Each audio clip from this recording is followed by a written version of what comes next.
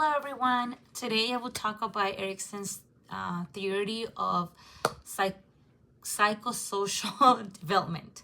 So what I have for you guys this time is how I was teaching a self-contained special education class with 8 students ranging from first to fifth grade.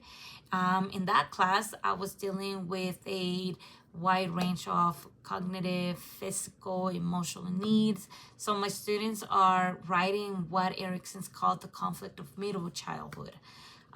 In this, which it would be the industry versus inferiority.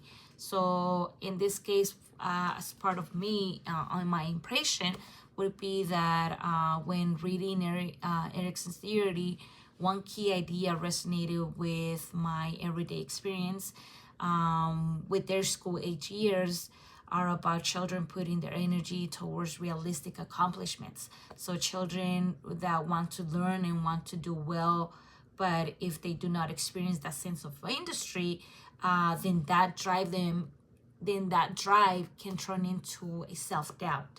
So from the text from Berg states, it quotes, "The danger at this state is inferiority, reflecting the pessimism of children who have a little confidence in their ability to do things well."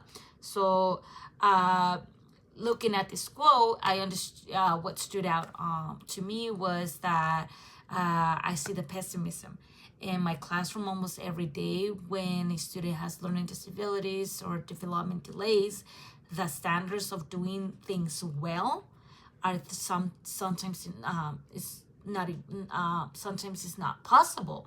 So this can result in the school constantly reminding them of what they cannot do.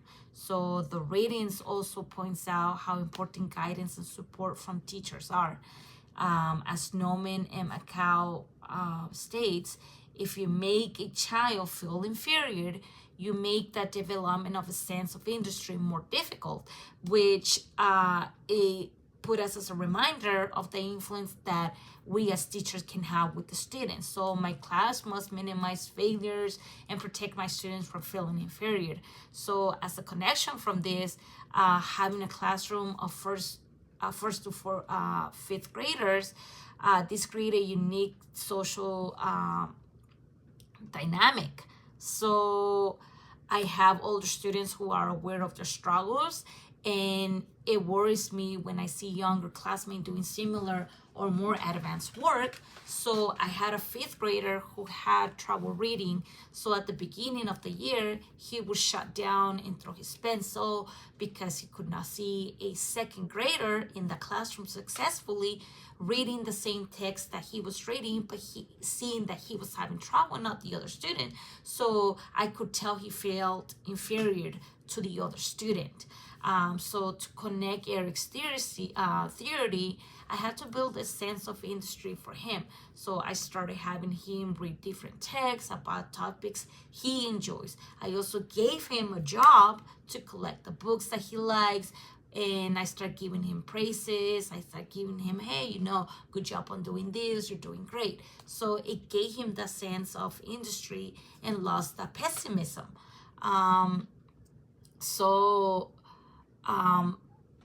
When it comes to wandering, this still leaves me with one important question. So how can we balance between challenging our special education students so they can grow, but still protect them from feeling inferior?